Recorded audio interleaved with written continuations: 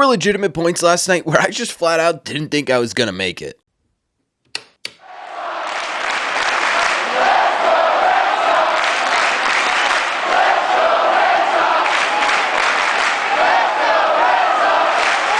What is going on, everybody? Welcome back to Red Seat Radio. My name is Corbett. Thank you very much for clicking on this video, and shout out to everybody who sweated last night's game out with me in our live stream. We are going to be doing that again tonight, 6 p.m. Eastern time. We're hoping there's a little bit of turbulence over the Bronx once again, so make sure you guys are there if you missed it last night. But, ladies and gentlemen, let's start with a little bit of statistics here.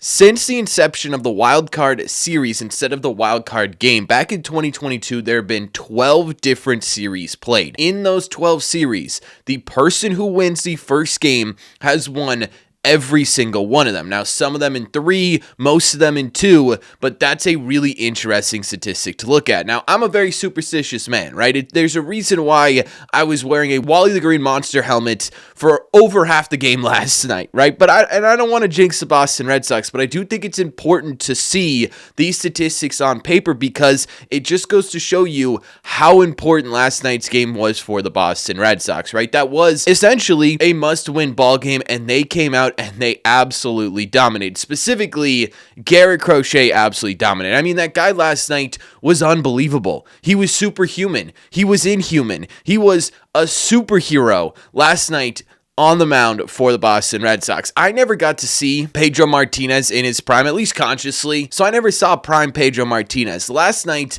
I have to imagine, is what it felt like to watch that guy pitch, right? This was a legitimate lore-creating, legacy-cementing type start for Garrett Crochet. It's the type of thing that we are going to remember as Red Sox fans for a whole long period of time to come, because last night was why you paid this guy. It's why you traded away 2 of your top prospects for this guy. I mean, he went 7 2/3 innings. He threw 117 pitches. That is the most he's ever thrown in his entire career. And his last pitch was his fastest pitch of the night. Who does that? Prime Justin Verlander does that. He's a first ballot Hall of Famer.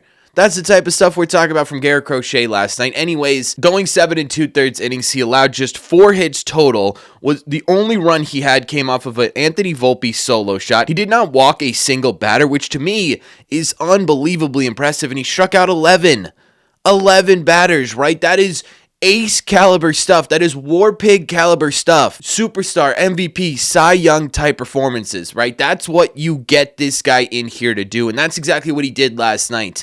I could sit here and I could talk about Garrett Crochet the entirety of this video, but we can't do that because we got a whole lot more to talk about. However, before we do that, a quick word from today's sponsor.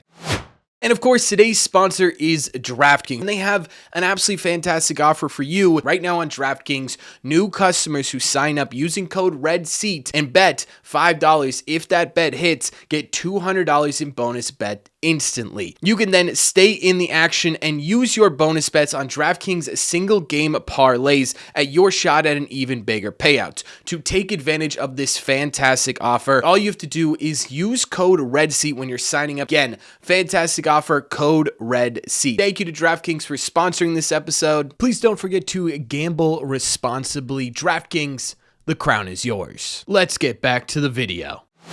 Because it wasn't just Garrett Crochet who brought the Red Sox their first postseason win in 4 years? We got to shout out a couple other guys. I think Nick Sogard deserves to be shouted out in this video. We talked about this before the game started, right? The Red Sox, they don't have these unbelievable mashers who are going to put 6 runs up in 3 outs. They have to win these games on strategic baseball. So to see a guy like Nick Sogard not only put together really good at-bats against an absolute dominant Max Fried, who, by the way, did not deserve that loss last night, tag up from first to second base on a fly ball, catch the Yankees outfield flat-footed, and then do it again, stretch a single into a double, was huge.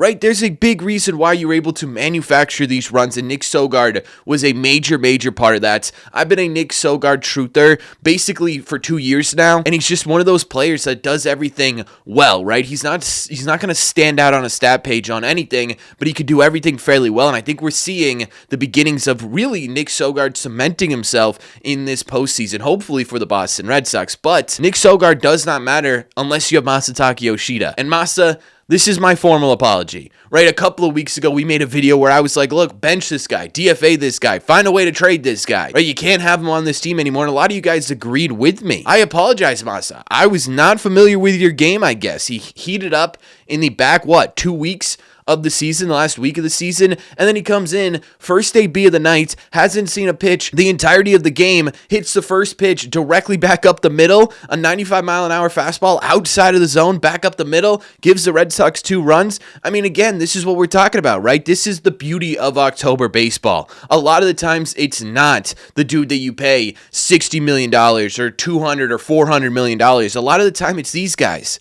Right, it's these underrated names that you just don't think about during the regular season coming through in the clutch. And Masa came through in an absolutely massive way for the Red Sox last night. However, it doesn't stop there. You've got Alex Bregman, too, that you need to shout out, right? Story rips a single, steals second base, of course, because that's what Trevor Story does. And then Alex Bregman gives you that all-important insurance run in the top of the 9th inning. This is why you pay this guy. Right, you pay this guy because of what he could do in October, because of how he can lead coming into October. He struggled a whole lot in his last 2 months of the season. Everything changes once you get to the postseason. You're 0-0, right? It's a brand new season. So to have Alex Bregman start off his brand new season 2 for 4 with a double and an RBI, I think that's a pretty good start here. We'll see how it ends up. Being able to secure these sort of insurance runs later in games is going to be the key for the Boston Red Sox. So to see that in this first game is absolutely fantastic. And finally, we got to finish up our shout-outs here with Aroldis Chapman, because Jesus Christ, Aroldis, are you trying to mass kill all of New England, right? I mean, buddy, is that your goal here? Because you were pretty damn close to achieving that, right? That was an absolute heart-wrenching, gut-pounding, and I think I mixed those two up, but you know what I'm saying, 9th inning. Comes in, 0 outs, all of a sudden, bases are loaded, Goldschmidt single, Judge single, Bellinger single. You're sitting there and you're saying, oh my God, he's going to blow this. He has to blow this. Then he buckles down, strikes out 2 batters, gets Jazz Chisholm looking ridiculous at the plate, right? And all of a sudden, the game's over. I mean, those are balls of steel. Those are balls of titanium. Those are balls of vibranium he slapped down on the Yankees last night. And this is why, again, you've been able to make it to this point in the season. You have your big guy on the mound, you have your big guy in the bullpen, and they come in and they do what they do. And shout out Alex Cora, too, by the way. This is a guy that absolutely deserves some credit. He pulled all the right strings. He totally outmanaged Aaron Boone last night. The biggest thing he did was trust the names that have gotten him to this point, right? He pushed Garrett Crochet way further than I think any of us were expecting. You could have pulled Aroldis Chapman so early on in that 9th inning, but you didn't. You stuck with him. Right, you played the Masataka Yoshida card. You were mixing and matching this lineup. That was an excellent, absolutely fantastic job from Alex Cora. But the job's not done yet. Right, that was a great game last night. You still got to win another one, and we got to talk about some other things.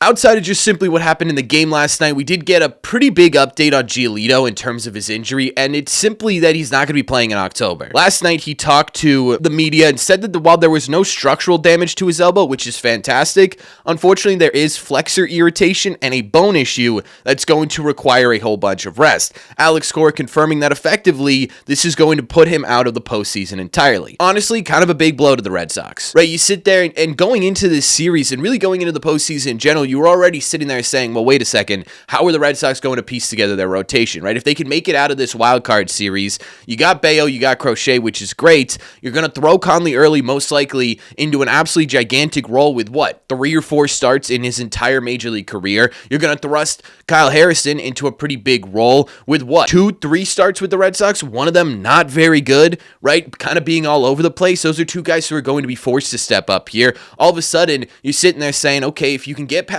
this 3-game set and go into a 5-game set, what is that going to look like for you? Right? You've got Crochet, you've got Bayo. I don't know when they're going to be able to start in this 5-game series. It kind of depends on how this series goes and if you're able to get past this series, obviously. And then it's a bit of a mystery. Early, hopefully, Harrison maybe, Chris Murphy potentially, Peyton Tolley, I don't know, right? Brandon Bernardino, does he come back? Dustin May, does he come back? All of a sudden, you're going to have to piece this thing together. But the Red Sox have been piecing this thing together the entire way, right? How many injuries in this rotation have the Red Sox sustained this season? How many times have guys that we didn't want to step up or didn't feel as though they needed to step up have to come in and step up, right? And again, it goes back to this needs to be a team game.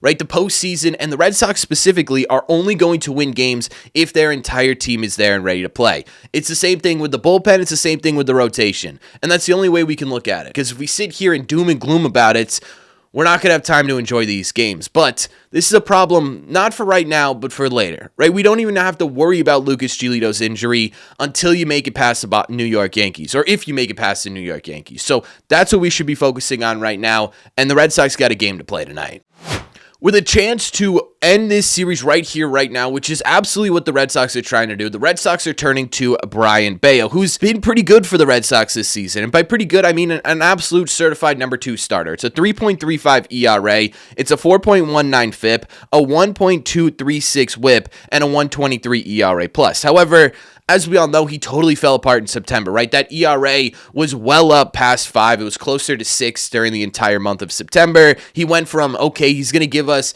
worst case scenario, 6 innings, 3 earned runs, to good God, can he just give us 5? If you can get to 5 out, if you get to 5 innings, you've done a decent job here, Bello. And it was a total shift in mentality for Brayan Bello during this last month of the season. But like I said with Bregman, right? You come into this and it's an entirely new month. It's an entirely new season. Now you're in the postseason, right? Everything changed. So you sit there with Bello and you're like, oh man, I don't know about this guy. You gotta put your faith in the guys that you put your faith in this entire season, like Alex Cora did last night. Now against the New York Yankees, Brayan Bello has been really good this year, sporting just a 1.89 ERA in 3 games against them. The one downfall is the one bad game he did have against the Yankees was his last time out against them. In September, was very similar to what he did the rest of September. It was 5 innings, 4 earned runs. Definitely a little stressed, right? Certainly a little stressed with Bello on the hill. Am I panicked about Bello being out there? No, not yet. Right? Not yet. Again, there's a different mentality. There's a different adrenaline. There's a different feel this time of year. Well, it's going to be very interesting to see how that affects Brayan Bello. This has been a guy who, honestly, for the most part this season, has stepped up in those big outings, right? Against big teams in big moments. Brayan Bello has been there. Not in September, but through May through August, that's been the guy. This has been a guy who's been your stopper, much like Garrett Crochet this entire season. Can he get back to that guy? Can this adrenaline, can this sort of mentality spark something in Brayan Bello? And that's what you got to hope for. Now, on the Yankees side of things, the Yankees are once again going to a dominant lefty. This time, Carlos Rodon, who's had an absolutely excellent season so far. It's a 3.09 ERA, a 378 FIP. He leads all of the American League with the lowest hits per 9 at 6.1, just a 1.049 WHIP. He's been a dog, right? Again, a big reason why the Yankees are in the position they're in right now. But the Red Sox have gotten to him a bit this season. It's a 5.74 ERA in 3 games against him. He's got 10 walks in that time, 12 strikeouts, 10 earned runs, and 2 dingers. This is a guy the Red Sox have seen well, right? He's been dominant against other teams. He struggled against the Red Sox. It's a good thing for this Red Sox team. Now, what I will say about the lineup, Alex, is that please don't put Jarren Duran in there. I get it, right? He's a leader. He's a giant reason why you're here right now, but he's just not seeing lefties well at all at the moment, right? He looked ugly last night. You've got a guy like Massa who's white hot. You've got a guy like Willier who's been league average against lefties this season. Let's try one of those guys in there instead and see what happens, right? Ultimately, what this is going to come down to is what every single game this postseason is going to come down to, and that is, can the Red Sox play as one unit? Can they get the funky hits? Can they steal a base? Can they get a timely double, right? I'm not expecting this offense to hit 4 home runs tonight. I'm expecting this offense to put together good ABs and make pitchers work, and ultimately, that's going to lead to mistakes. I'm stressed out, you're stressed out, but this was a pretty damn good start to a postseason run we're hoping lasts a long time for the Red Sox, but we got to take it one game at a time here. And again, we are going to be live tonight at 6 p.m., so make sure you guys are there. But before we get there, let me know in the comment section down below. What'd you think of the game last night? What'd you think of Crochet last night? Who do you think was the heroes outside of Crochet? And what do you think this means for the rest of the Red Sox playoff run? Let me know all your thoughts in the comments. As always, if you made it to the end of this video, do me a favor. Make sure you guys have hit that subscribe and that like button. It helps these videos out a ton, and it's the best way to let me know you're enjoying the content. Thank you all very much for clicking on this one, and I will see you in the red seats.